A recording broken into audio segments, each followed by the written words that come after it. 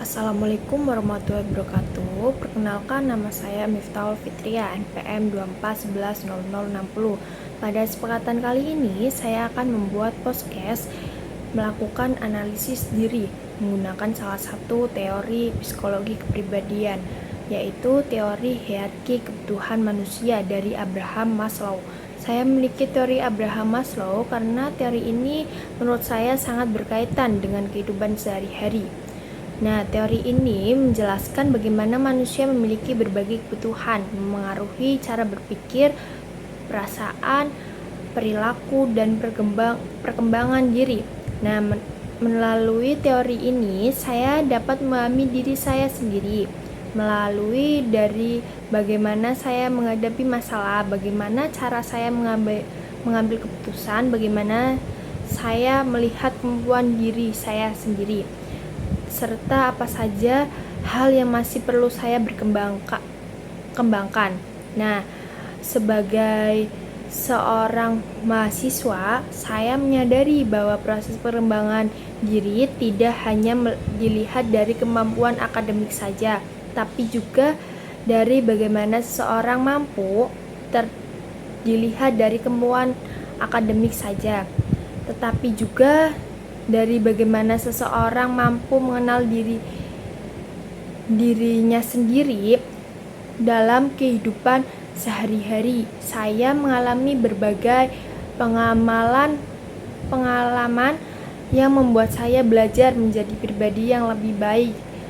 Ada pengalaman yang membuat saya merasa senang, tetapi ada juga pengalaman yang menjadi tantangan. Dari pengalaman tersebut, saya belajar untuk lebih memahami diri, mengontrol emosi, dan berusaha memperbaiki kekurangan yang saya miliki.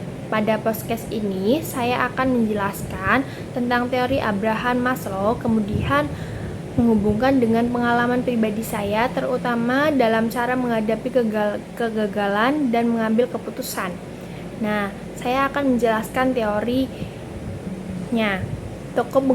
Penggagasan teorinya, teori yang saya gunakan adalah teori hierarki kebutuhan manusia yang saya dikembangkan oleh Abraham Maslow. Abraham Maslow merupakan tokoh psikologi humanistik yang menjelaskan bagaimana manusia memiliki dorongan untuk berkembang dan mencapai kehidupan yang lebih baik.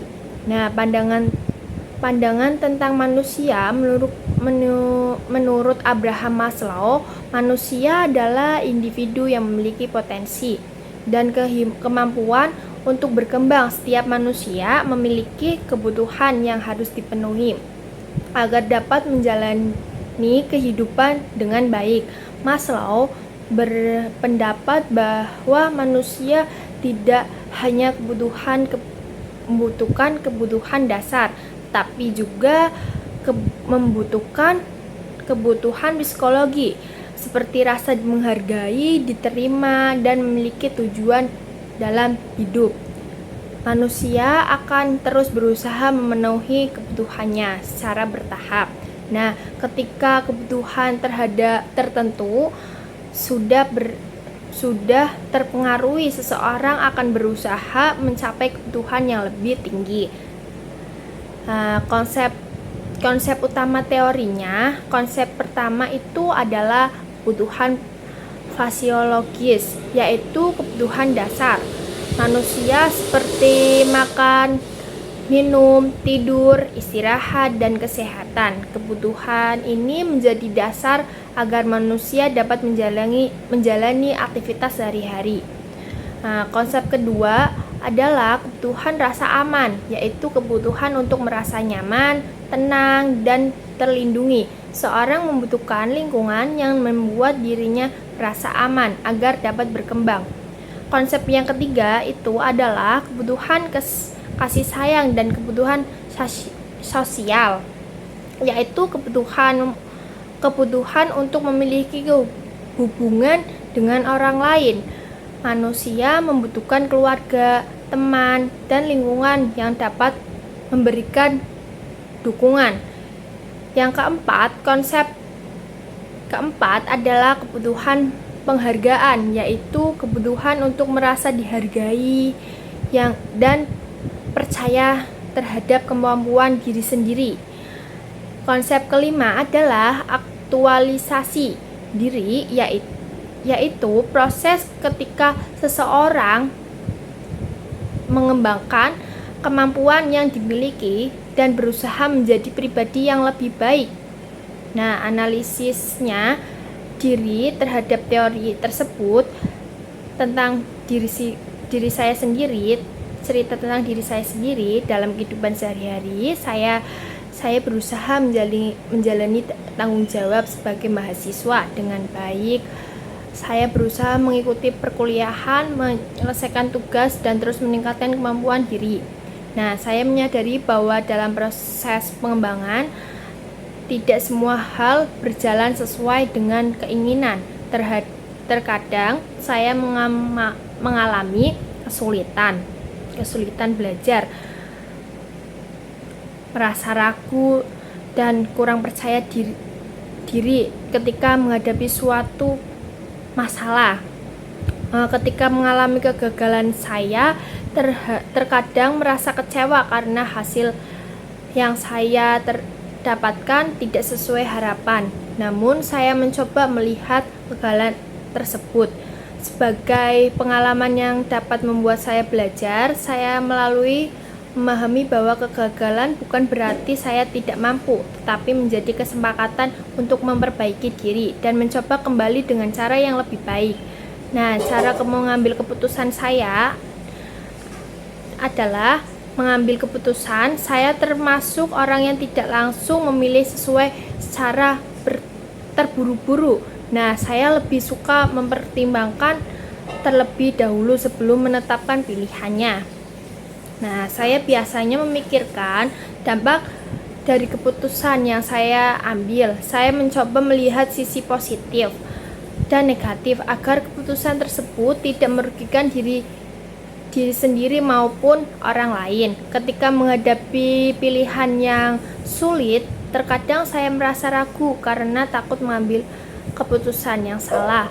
Hal tersebut terjadi karena saya ingin mendapatkan hasil yang terbaik. Dalam kondisi tertentu, saya memiliki pendapat dari keluarga atau teman dekat agar dapat melihat masalah dari sudut pandang yang berbeda. Namun keputusan akhir tetap saya pertimbangkan sendiri karena saya harus bertanggung jawab terhadap pilihan tersebut. Nah, dalam pengalaman mengambil keputusan, saya belajar bahwa tidak semua pilihan akan berjalan sempurna. Setiap keputusan memiliki resiko dan dapat menjadi pembelajaran jika dikaitkan dengan teori Maslow, yaitu hal ini termasuk kebutuhan penghargaan karena saya sedang belajar meningkatkan rasa percaya diri dan percaya pada kemampuan diri sendiri. Nah, hubungan dengan teori Maslow itu adalah berdasarkan teori Maslow, saya merasa sedang berada pada tahap kebutuhan penghargaan dan menuju aktualisasi diri. Nah, saya sedang belajar mengenali kemampuan diri, membangun kepercayaan diri, dan mengembangkan potensi yang saya miliki. Hambatan yang masih saya rasakan adalah terkadang terlalu memikirkan sesuatu dan kurang yakin terhadap keputusan sendiri. Nah, namun saya terus belajar agar lebih berani menghadapi berbagai situasi. Nah, yang ke analisis kebutuhan, kekuatan, dan kelemahan dirinya adalah berdasarkan teori Maslow, saya memiliki beberapa kekuatan dalam dirinya sendiri. Kekuatan yang saya miliki adalah saya memiliki kemampuan untuk terus belajar dan memperbaiki diri. Saya juga berusaha bertanggung jawab terhadap tugas dan kewajiban yang diberikan. Selain itu, saya berusaha berpikir sebelum bertindak dan tidak mengambil keputusan secara terburu-buru. Saya juga mau menerima masukan dari orang lain agar dapat berkembang. Nah, namun saya juga memiliki kelemahan yang perlu diperbaiki. Saya terkadang masih kurang percaya diri terhadap kemampuan diri sendiri. Saya juga sering memikirkan sesuatu terlalu jauh. Nah, sehingga membuat saya ragu dalam mengambilkan keputusan. Saya masih perlu belajar mengontrol emosi dan lebih berani mencoba hal baru. Dari semua itu, refleksi mendalamnya, saya setelah melakukan analisis diri menggunakan teori Abraham Maslow, saya menyadari bahwa setiap pengalaman dalam kehidupan memiliki pembelajaran. Nah, saya memahami bahwa proses mengenal diri sendiri sangat penting, karena dengan memahami dirinya sendiri, saya dapat mengetahui kelebihan dan kekurangan yang saya miliki.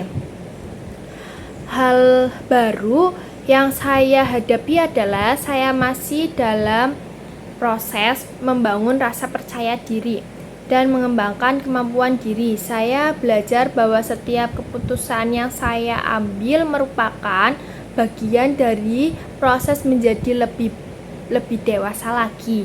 Nah, perubahan yang saya ingin saya lakukan adalah menjadi pribadi yang lebih percaya diri, lebih berani dan mengambil keputusan, dan tidak terlalu takut melakukan kesalahan. Pelajaran penting yang saya dapat adalah setiap orang memiliki proses perkembangan yang berbeda. Dengan harus belajar dan memahami diri sendiri, saya dapat menjadi pribadi yang lebih baik di masa depan saya. Sekian dan terima kasih. Wassalamualaikum warahmatullahi wabarakatuh.